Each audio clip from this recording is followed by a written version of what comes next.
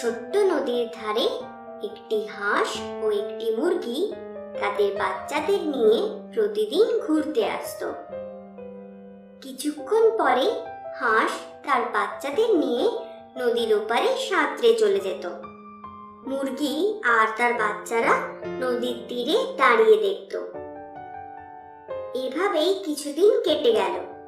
একদিন মুরগির বাচ্চারা বলল, মামা, আমরাও নদীর ওপারে যাব?